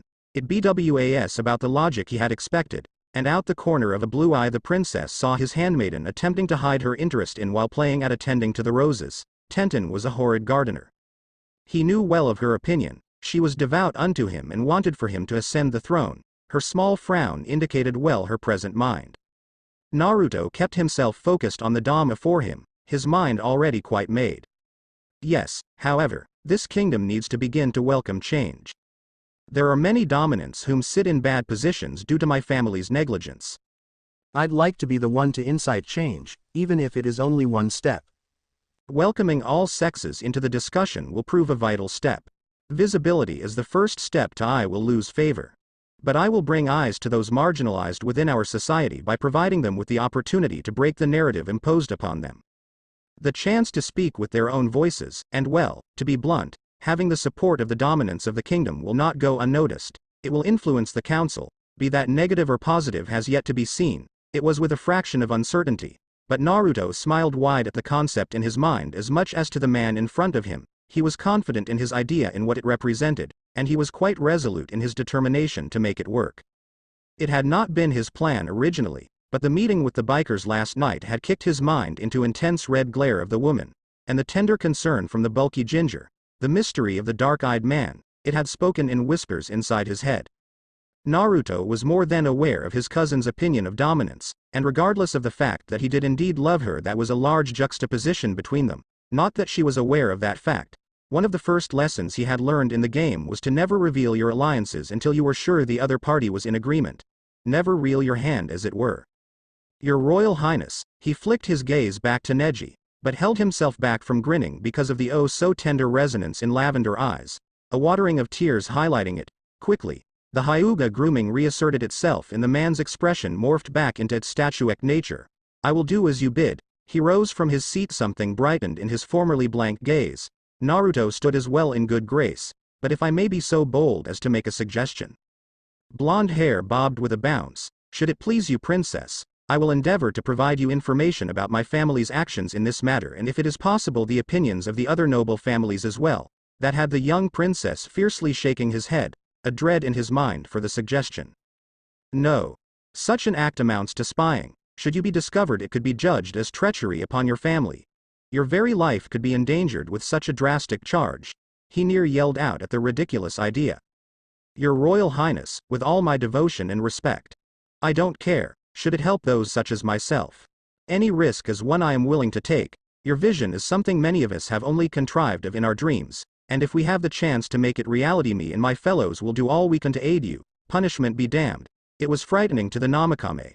A truly daunting idea the man presented to the princess, but nonetheless, in the face of such conviction, Naruto could hardly deny the man a second time. He nodded with a frowning expression, still avidly against the idea. I understand. He didn't, not fully, but he understood enough to know that fighting such determination would do nothing. Neji bowed once more, deeply. Tenten, if you would escort Sir Neji out. His fair friend nodded quickly, and though clearly skeptic, she too shot the man a timid smile. Sir Neji, when you contact me with your information, use letters under an alternative name. We cannot risk a trace. When updating me on the status with the other Domininates, please contact me by cell phone. Tenten will provide you with my personal number. He nodded with a firm gaze, one which Naruto found respectable, strong and certain, even if he was being brash. Have a good afternoon, princess. May the will of fire be with you. He bowed low and followed Tenten out of the garden. The woman, so poised for one who was clearly holding many questions under her modest bosom. With them both gone from sight, Naruto leant against the pillars of the gazebo with a healthy weight leaving his chest. Do I want to know why there's a dominant leaving the grounds who I most certainly didn't know was visiting? Steel suddenly replaced Naruto's spine as he straightened with a snap. His grandfather's prominent figure approaching in his expensive olive green suit, his arms crossed and a stern look in his eye, the hard gaze he wore making the young teenager feel like he could fall into the ground and didn't know if the man was mad or cautious, but it didn't really matter. Naruto wasn't a weak submissive, but to his mother and his grandfather he most certainly could be. He simply respected them too much. Naruto. One brow rose with a sharp angle. Well, I thought it'd be a good idea to contact the various dominants in the nobility to try and encourage dominant support in the community, and gain the trust of those in the lower city. He scratched at his neck, and though he tried not to let it, his gaze fell to the ground. Naruto Namikaze. You know how dangerous that is.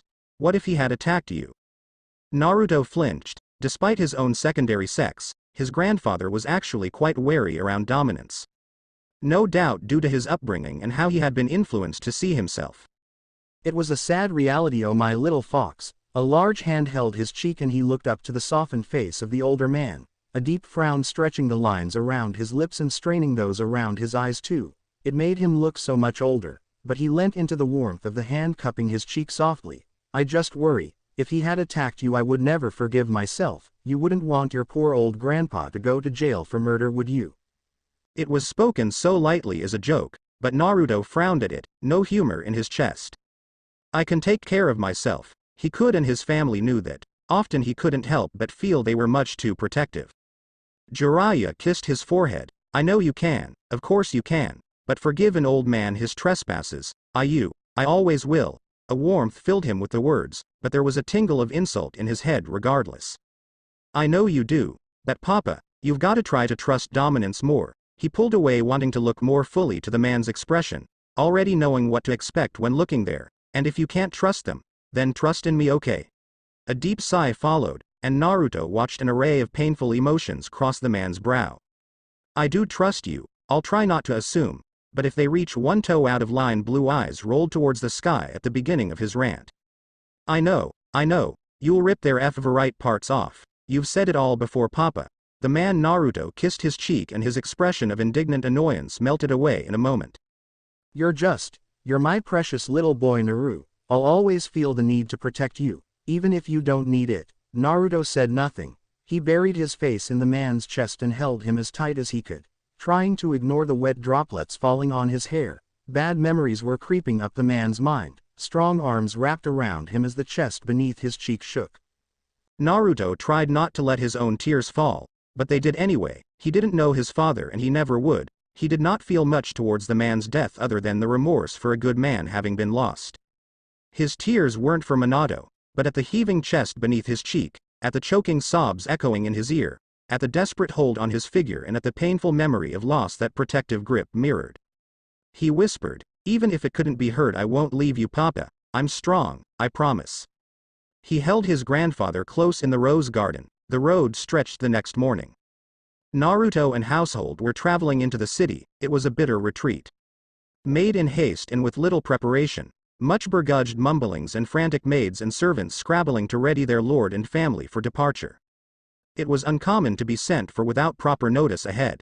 And none were happy for the reasoning. A great injury had been dealt within Fireleaf, a country within the empire to the south and southeast. It was the neighboring land to Greenleaf, and Duke Hyuga had been the one to send word to the royal family of a potential internal problem after several months of silence. Unfortunately, the knowledge was not vast. As it were, no one had been able to reach Fireleaf's Duke, and as Duke Hyuga had said, no attempts communication from neither Greenleaf nor Konoha directly had been reciprocated. Empress Tsunade was rather indignant at both the lack of information and the situation in general. Her patience had been thinned considerably. Apparently the situation had been ongoing for several weeks. And Her Royal Majesty had finally snapped and made the sudden decision to send her brother on a diplomatic visit. And move rather unprecedented, but nonetheless wise. Grand Duke Jiraiya was a member of the royal family, yes. But he was also the commander-in-chief of the empire's army, though only Tsunade could affirm a declaration of war, and his appearance would display a margin of force unto Redleaf to provide answers. If it were a hostile country responsible, say the Mist Nation just to the east, sending the head of the military would show their interest in their adjoined countries quite prominently a warning. And if it were an internal affair, it may be swiftly resolved, a rare practice indeed, but as a member of the royal family, and Grand Duke, Jiraiya could technically speak for the empire if absolutely necessary. Despite his secondary sex, Tsunade was simply utilizing this to her advantage. Naruto was anxious. His leg kept twitching and his gaze was fluctuating between the road and his grandfather's car in front almost as much as his breathing is unsteady. He himself was not going, by order of the man himself, and it had frayed his nerves enough that they had been locked in an argument for hours the previous evening. However, his mother had decided to intervene, as he often did when they two were locked in their stubborn disagreements. Iruka's logical mind, unfortunately to Naruto, had won out, simply stating that it would be scandalous for a princess, crown or no, to step into such a dangerous situation. There would be political backlash onto all of them should Naruto join his grandfather, a fact which said Blonde did not want to acknowledge. He had been angry at everyone in the household all night, even Tenten had been locked out of his room. When it had come time to leave the estate, however, he had rushed out and slammed his frame into that of his grandfather in a crushing hug. As it were, himself, his mother, and Tenten would all be staying in the townhouse manor until the matter had been resolved, in whatever direction that took. Beside him, Iruka was fussing about with a paper list he had written up, mumbling to himself, a pen in hand and a pinched expression. On occasion Naruto could hear numbers spoken, though he had no true want to listen in. No doubt it was a remarkably boring issue he was resolving, one which probably involved the princess's own education, and that was not a topic Naruto wanted to spark the flame of conversation in. He did wonder himself, however, if this current problem would affect his reports from Neji. His optimistic side spoke that because Greenleaf was merely Fireleaf's neighbor in the south, there would be little interference. That said, the two countries were not without bonds. Naturally, trade and labor was exchanged, but there was also the fact that they shared a cultural history and several families in both countries had shared ancestry. They had once been one nation. In fact, for them to cut off communication with their neighbor made very little sense, lest there was an outside interference. The Empire of Fire was large, though it was commonly referred to as a kingdom by many in an attempt to appear humble in social correctness. It was in fact an empire, and though their enemies were few, they did indeed exist and had a considerable power of their own. The Mist was the closest enemy to Fireleaf, a nation under martial law with a very divided people and an extreme policy on descent. Their leader, Commander May, was said to be a lot more reasonable than her predecessors. However, the car halted abruptly and jerked them all, Iruka's paper and pen slipping from his hands and jerking some air from Naruto's lungs at the sudden propulsion. For a brief moment he thought they'd been hit, but no. Looking ahead, it appeared that there was an incident on the road, his grandfather's car fading into the distance. It made the blonde groan a longer wait to eat. He hadn't had time enough to eat breakfast. He slumped back into the seat, earning a reprimanding glare from his mother beside. It was decidedly unprincess-like behavior. Tenten, in the front, just laughed at his exasperation. Their driver apologized for the delay, a little frantic, soothed by Iruka's assurance he wouldn't be murdered for delaying the princess from his meal, met with amusement for all except from the topic of the conversation. Then the glass on the side window shattered inwards. Suddenly, 3 screams, a loud thump, then the sound of the gunshot registered to Naruto's mind. He unsnapped his seatbelt and couched at the bottom of his seat. His mother following, he was unharmed to Naruto's fervent relief. He looked to the chair in front of him where Tenten sat. He could see blood on her arm, but she was alive, her breathing was prominent enough to be assured of that at least, yet more shots rang out. Naruto easing a little with the knowledge that the guard cars following behind had arrived. The back window blew out and he scrambled to cover the back of his neck. If he had 1 second more to drop from his seat and he would have been dead. Their driver was, of that there was no doubt, slouched over the steering wheel, blood littering the leather. Naruto felt his teeth begin to chatter, knowing that he would have to do something, panicking as his family was being attacked. There was yelling, the screeching of tires as their guards' cars rammed into the attackers, the sickening screaming. None of it Naruto knew how to process, not truly. As it were, he stared at the beige color of the carpet of the car, hyper-focusing on the strands there, unable, and not wanting to move from that comforting denial of reality. Only coming to himself as a gust of wind hit his side. A hand grasped his hair, stinging at his scalp as he was forced out of the car and fell down onto concrete. He dug his nails as hard as he could into the arm gripping his hair.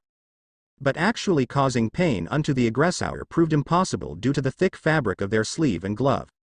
He was running without logic for many struggling moments. Before he could think clearly again, running on adrenaline, he ignored his hesitance and went limp, breathing through his nose and freely allowing his tears to fall. The grip on his hair loosened ever so slightly as his captor went to grab his arm instead. Naruto twisted to face the person, the hair still clutched tearing out, but he managed to stand up as he twisted, delivering a good uppercut to the man's chin. His attacker fell hard onto the ground. His scalp stung heavily from that escape, but he didn't have an opportunity to rest. In a simple glance, the panting blonde could see bodies on the street. Some he recognized as members of his bodyguard patrol. It then became more real, and he froze. He had never seen a dead body before. There was blood and their eyes were open and they weren't moving. Blood splattering from wounds newly made, shots echoing in his ears. There were 2 parties, but their men were outnumbered and Naruto could only focus on them. He knew several of them. His legs wouldn't move, but he lurched and he vomited onto the concrete. His vision was fuzzing, but he heard the nearby shot well enough. For a moment he thought himself hit. There was no pain after moments of frozen breathing. Looking backwards to where he heard the gunfire, he saw Tenten standing above the man he had punched, a pistol in her hand, the man below now dead. There was a bullet wound in her left shoulder which was still bleeding slightly. From underneath her waistband she pulled out yet another gun, and turned towards the ongoing fight, her shots ringing loud. He watched as enemies were downed within moments from a woman they had not seen to be a fighter fighting. Tenten stood in front of him, her figure rather blurred from his lack of oxygen. The wind hit warm as it blew and the firing slowed and the loud yelling continued.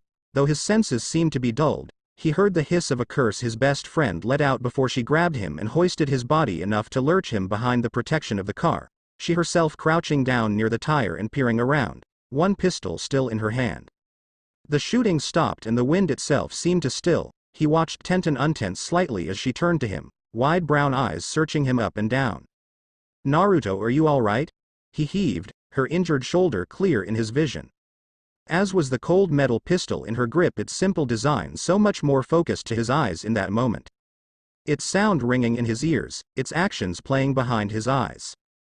Her hands roughly grabbed him, twisting his body this way and that. Checking for wounds. Feeling at his head for lumps. Naruto knew this was happening, yet he was hardly acknowledging the urgent prodding and continual speaking of his name. People dead just around the corner of the car. Another not far from where they sat shot in the head, knocked down from his very own fist and killed by his lady-in-waiting. The concrete below his gaze swirled in an impossible pattern as he threw up stomach acid. Vaguely he heard sirens approaching loud and fast. M's no doubt, and as the world was rather dark at the moment he figured he might need their services as well. Then, quite abruptly, a sharp sting hit his cheek.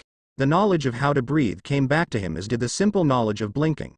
Everything coming back to focus, and he stared to the serious expression of his best friend with ire, having slapped him hard across the cheek and not appearing even slightly remorseful for the act as her expression remained stern. It was such a visage he had never truly seen her look in such a way before. It locked his tongue momentarily. However, as he picked the lock once more, a frantic voice came to his ears, and he himself turned rather quickly to face his panicking mother falling ungracefully out of the car. "Naruto. Are you okay?" What without a thought of how his legs mere seconds before had been stapled to the ground. Naruto stood up and hugged the frantic submissive close, both for his own sake and his mother's. He was gripped very tightly in return. "Fuck." That startled both submissives, breaking from their embrace quickly. Tenten rarely, never, swore during their brief hug. The woman had walked to her passenger door, a scowl on her face, hands hurrying, grappling inside an apparent hidden compartment within the door, to pull out a traditional Konoha sword. She held it out in a defensive position in front of herself. "Naruto, Iruka, get in the car." With his fear still in his system, Naruto almost wanted to refuse, but the hard grip on his wrist and the forceful twist his mother was turning him in to get him into the car before himself was speaking rather plainly his lack of choice. He looked at the profile of his friend, her strong stance and steady gaze. Her hands didn't shake around the hilt, but there was sweat on her forehead. Then rapidly, before neither he nor his frantic mother could get into the back of the car, a man ran out of the bushes, wielding a similar sword to Tenten's own. He was fast, and it took no genius to understand he had little interest in the female brunette standing ready for his assault. No, his stare and dash were made directly towards the princess and princess mother. His quick strike was blocked by the clash of his and Tenten's blades. She countering him just as fast, pushing forward into his space and without waiting for the opportunity to return her sword to an idyllic position. And instead moving swiftly into a jump kick, the attacker staggered backwards, just barely managing to block the sweep of her sword as she brought it down. Then again as she pulled it back upwards, he fell back a step rather than block it again as she swung towards the left side of his neck, her quick movements slowly cornering him into a defensive position. Even on television, Naruto had not seen many displays of traditional sword fighting. It was in fact somewhat taboo in Konoha to show their ancient fighting techniques, outside of documentaries and textbooks, that is. Finally, Tenten fell back a step herself, assessing the situation. Her attacker had more strength than she did, but he was not as fast. The problem was in fact that he was considerably skilled enough to stand comfortably in a defensive position, and she could not keep battering him with needless attacks. She moved herself in front of Iruka, who was fully now shielding his son behind himself, and readied herself for an attack. Should the enemy go on the offensive, she may have a slight opening. The situation could be worse. He appeared to be the only one remaining, and she would be able to hold her ground long enough for the M's to arrive. Tenten's worries were unfounded, however, because as Naruto watched, a great force slammed into the opposing party, hurling the rather well-built man a fair bit further from them on the concrete. For many moments the young teen thought it was an animal. The amount of force needed to hurl a grown dominant across the pavement was extensive, but upon closer eye, the blonde saw the hulking figure of his grandfather sprint towards the downed man. The guy was lucky to have gotten up afterwards. In a way, perhaps it was in fact bad luck, as within moments he was grabbed by the neck and lifted off the ground. Naruto wanted to say something, ask him to stop, but as it were, he was shaking. His mind was equal in this nature and his mouth would not work. The scowl decorating his grandfather's face was twisted ugly and his eyes were more than angry. They were feral, wide and violent. The blonde wished then could say he did not recognize the man afore him, but he did. Jiraiya did not show his stern nature or anger easily, and his grandson had never witnessed the man snap with the force of instinctual rage, yet, he had always known it possible, and in the brief glimpses of the more stereotypical side of his grandfather's personality, Naruto could assume that when snapping the man would be ferocious. That wasn't to say he ever expected to see it grotesquely fascinating, as it was horrifying unto his young mind. Jiraiya breathed deeply, hand twitching, the veins showing taut against his skin. The man was struggling in his grasp, coughing and choking, a gagging sound which disturbed Naruto in its similarity to heaving. Unto the princess's rather unwilling eyes, it seemed like his grandfather was coming back to himself, though his chest was still rising too high with his breathing. The disturbing scowl on his face was beginning to wane, and the crow's feet around his eyes were smoothing out back to their rather invisible state. "Sire, we need him for questioning," it was the bland, familiar voice speaking smooth and stoic behind that had Naruto looking away from the intimidating sight. Despite knowing whom had spoken, perhaps his subconscious had simply wanted an excuse to avert its gaze from the breaking of his oblivious viewpoint. Kakashi stood perhaps a mere meter behind, his hands shoved firm into his pockets and seemingly untense. Naruto could not understand how the stoic butler appeared to both appear out of place amongst all the bloodshed, and completely incorporated into the scene at the same time. His suit was pristine, his expression its common unreadable state but noticeable, not shocked by the carnage surrounding himself. A solid, thunk, sound came, but the blond, confused, and shaken man paid no heed to the body falling. There were bodies all around. The smell of lead was that just his nose filling in the blanks.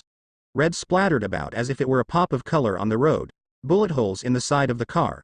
It flared within him all at once, emotion screaming forth as if it had been barricaded before a burst exploding forth. A barely swallowing throat, its neck flared red, relaxed placid muscles surged tensed, eyes narrowed sharply in a way that stood rare for Naruto Namikaze. Just what is going on? It was yelled, declared with both the desperate desire to know, and the emerging, burning, anger at the situation beginning to flare quickly in the young princess's gut. Naturally, he gained everyone's attention with the outburst, and hitch of breath from behind himself from the princess mother was all the sound for several long moments. That is, outside of Naruto's own gasping, angry breaths, he could make a rudimentary guess he was a member of the royal family. Attacks were expected, however, with the amount of death surrounding him and his immediate panic fading. There left was a horrified resonance chiming in his body. Kakashi stared right at him, empathically, not a word spoken. With a shuffling, he heard Tenten rise. Naturally he looked to her first. Eyes drawn to her wound, it was still trickling blood, and he could see a bullet poking out of the flesh ever so slightly, not having pierced her fully after having gone through the driver. Yet, it must have been a powerful gun for a bullet to have so much force as to go through glass, a person, and partly through another. It made the blonde a little nervous to think about. Naturally, being shot at was no less concerning.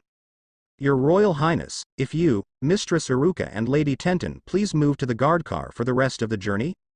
We will then resume route to the airport in the city manner." Naruto gave the man a glower, sizzling with many protests, sparking anger and a strong urge to punch the man for his casual dismal of his chaotic mind, not to mention his lackluster disposition whilst standing amongst the bodies of fallen comrades and their attackers. Once more, Naruto stared down the silver-haired butler and asked if there was a heart behind that mask he wore. Was he even frowning?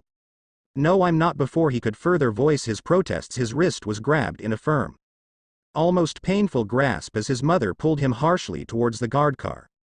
It hurt and his legs conceded with the sudden direction change. Though a yell formed on his lips, it died as he spotted the pinched expression the other man displayed. Eyebrows furrowed low as they could be with lips in a line. Naruto clamped his mouth shut. He'd seen that expression before. And that was a tense wariness, the type Iruka used to get when Naruto had been quite young and had gotten home after having played with the kids in their neighborhood whom had all been dominants. It was natural maternal protective instincts, of course, and as irritating as it could be, Naruto daren't speak up against it, so he held his tongue as he was shuffled into the car by a rather restless mother, and sighed loudly as the door was almost slammed shut and Iruka hurried over to the other side. He looked out the window instead of his worrying mother, but held his hand out rather absent-mindedly for the man to grab if the man needed reassurance. His eyes stared at the trio of Tenten, Kakashi and Jiraiya talking, stoic, if a bit glowering, expressions on each their faces, discussing the situation. No doubt, he hadn't even known Tenten knew how to shoot a gun or wield a sword. It had seemed perfectly routine to her to fire a shot into a man's head, to have a bullet lodged in her shoulder. The police cars arrived, easily distinguishable by the white body with green and red lines. He sighed something fierce at their backs. He was of the strong opinion he should know what was going on. Finally, after Tenten had taken up the passenger seat and a bodyguard had taken the wheel, they were on the way once again. It was uncomfortable in that small space. From then on, a mixture of irritation and fret. They reached the airport without any further problems. They went straight to the runway, of course, the area being full of staff and airport personnel. Naturally, this trip was entirely confidential. The fact that there was a silence from their neighboring country was disturbing as it was. The fact that the Grand Duke was going would be considered quite taboo, him being more representative of an aggressive approach as opposed to the diplomacy of the Empress, intentional as it were. That knowledge amongst the public would cause a certain amount of unrest. After some tears from one of the two, grandson or grandfather, a kiss on the forehead and a hug, Jiraiya boarded the private jet with Kakashi and was on his way to Fireleaf. There, once more, Naruto wished he could travel alongside him and lump in his throat as his car left the airport. The city manor was minuscule in comparison to their country mansion, far less ostentatious too, yet, it had been the place Naruto had lived after his grandfather had found him, that entire situation being a whole complication in itself, involving a car chase, a lot of crying, an ominous knock on the door by an intimidating looming figure, and a rather pathetic fight which lasted less than 5 seconds, not in that order. Still, the Konoha manor was a comfortable one. It was old and had been repaired and remodeled a couple times. Within the high-end district of the city, kept apart from the industrialized areas on a hill further from its neighbors. All houses in the area shared the similar attribute of being extremely traditionally designed, a slanted roof, with square architecture, sliding doors and an open walkway both in the back and front. There were also several cherry blossoms on the front yard, it being considerably large, along with a small lotus pond and various flowers, a stone path leading up to the entrance. He got out of the car without a plight and walked forward without a breath to syllable made. He was not of gracious mind at that moment. He had forced his thoughts to other matters.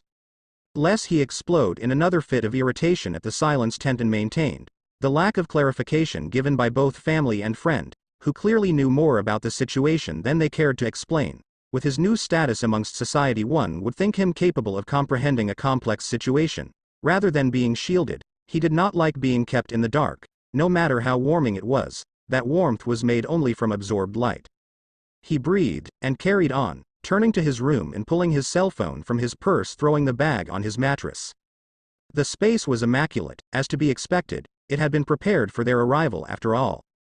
Still, seeing the extreme radiance of his mandarin-colored walls in contrast of his blue duvet did make him grin regardless of his somewhat sour mind. He needed more of a diversion, however, and no matter what his grandfather thought on the matter, he had made some lasting friendships outside of his royal upbringing which he continued to maintain. They did not know of his circumstance, and he had no intention of informing them. They were often his break from the stringent lifestyle which he now lived. The phone only had to ring a few moments before it was answered. "Ooh, look who called." The chipper tone immediately made him breathe a fraction easier, and he smiled for the lack of care in the woman's tone, light and airy. "Ah, yeah, sorry I've been gone so long. Family, yeah, no." A huff, indignant snort, and a yell in the background. He waited with a dancing smile. Each thing's quite normal to hear. "Well, I suppose it's okay, if you're free sometime soon. I found a great spot." He grinned a little more, though made sure to click his phone off speaker. After the day's events, the last thing he wanted was to shoot up his mother's protective instincts ever further. The joviality in her tone was enough to melt off a significant amount of his annoyance, enough to ignore the itch left anyway. He could use a bit more of a getaway, as it were. "I definitely can be. I need the getaway. Things are getting a little too crazy right now. I need the wind in my hair." He did his best to whisper this, though it did come out more of a whine. The receiver crackled a little as his friend shouted something out, sounding far less than pleasant as her voice carried, though he could not hear the words. Loud laughter could be heard in the distance of the phone, along with his friend's amused yeah, before there was more static. "Sorry, Naruto, these damned guys don't know the meaning of privacy." That was pointed in another direction. "If you can tomorrow, there's an old track just outside of the highway, second intersection out. It'll be great." Can't believe we haven't gone there before. Your bike is at the old garage still, right? He made a HMMING sound in affirmation. The old garage was run by a group of less than savory individuals which sponsored the races in and around the city. Not that it was officially sanctioned or anything, by all legality it was in fact illegal, though the activities of dirt bike races often lay under the police's radar unless actually a danger to those not directly involved. It was that loophole that allowed Naruto to race without a large fear of being stopped by a copper, despite that fact that blatant nonchalance shown had begun to taste sour on his tongue after he had begun taking his classes 3 years ago. Fu was one of the few connections he retained from his past. They had been childhood friends, such as himself she had been. Still was, a submissive living within a segregated dominant district. They'd met at school, the rather poorly funded elementary school. Little Growth Elementary, impoverished with as many problems as its decrepit neighborhoods. They had been 2 of the few submissives attending. Amongst a majority-dominant classroom with an assortment of rifts thrown in, a kinship casually formed, they'd maintained a continual presence together. That was until both of them had mutually noticed that those dominants within their class raised no fuss. Not an insult made, not a scowl, so naturally, both of them, linked elbow to elbow, approached one of the many groupings at recess and asked to join in with their game, not a fear on either of their minds. He could use her simple joviality at the moment, mind still twitching into the recollection of the events on the road. The sullen bid farewell to his grandfather at the airport and the current situation with Fireleaf had his head in a mess. Normally he would have sought out Tenten for a comfort to his thoughts, but his ire at her was still charring in his belly and he felt it would be better for both of them if he didn't. I'm good to go now if you are. It was stupid, foolish in all respects, because he would have to sneak out, and though he would write his mother a note it would get him into trouble, especially after the shooting. It would cause a fuss, but with the remembering the secretive glances his grandfather and his mother had exchanged, the plain secret there. Coupled with Tenten, Jiraiya and Kakashi's serious conversation outside the car yet again leaving him in the dark, his fists clenched, the other tightened around his phone at the thought. He hated being left in the dark, especially if the matter so obviously involved him, so why shouldn't he have some fun instead? Besides, he'd be disguised, and no one had recognized him so far. Even Fu, whom had known him since childhood, hadn't figured him out. Sounds awesome to me. I'd love to get away from these wackos for the day, but will Iruka be okay with it? According to his story, Iruka had managed to get a higher-paying teaching job in the higher end of the city, and they'd moved as a result. Naturally she had been upset at his moving, but her jealousy had been minimal, all things considered. That had actually bothered him slightly. He had almost wished at the time she had been more envious. Hey, maybe we can try to find you a better place while I'm there. It was a feeble question, and she laughed every time he presented it thus. As he did, cheerful laughing over the phone, he frowned. With my pay rate? Naruto Amino, you know that's not possible. Sighing instead of responding, he nodded to himself, and began to change, shuffling through his closet to where he kept his elbow and knee pads, slipped on tights the type that were he seen in them as a princess it'd be scandalous and shameful. I gotta stay here. I need the convenience of roommates, even if they are a bunch off assholes. Fu was too good to be stuck where she was. Naruto had always believed that, though he knew, if Iruka had never found him he likely would have ended up in a crack house too. You didn't answer my question though. He slipped on tight dark brown leather pants, an orange t-shirt and his snug fit leather biker jacket. The bright orange toque slipped over his curly locks in sudden remembrance. It's fine. He knows I'm mad at him right now. It was spoken blandly. And she oohed in response. He smiled at her interest as he wrote a little note to his mother and put it on the bed.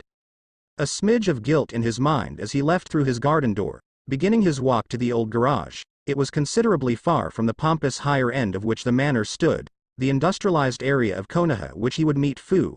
I'll meet you at the garage in about 30. He hung up and breathed in the fresh air. It weren't as if there was much of it around the heavy industry. Finally the sight of the old building came into sight. The rusty doors and dirt-covered walls, so did the rather slight figure of his friend leaning against the brick clad in white leather. She jumped from that perch as she saw him, waving his arms a little sporadically as she jumped in place.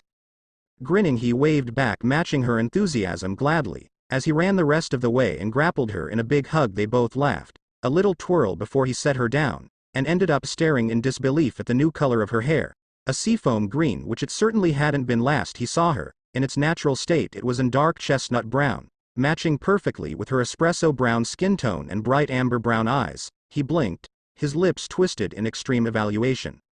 You dyed your hair. She smiled wide. Correction, Utakata dyed my hair, and I was terrified the entire time that he was going to bleach it off my scalp. He said the color gave me a wistful feeling aligning with nature. I'm not sure exactly what he meant by that, but as you can see it looks fresh as can be.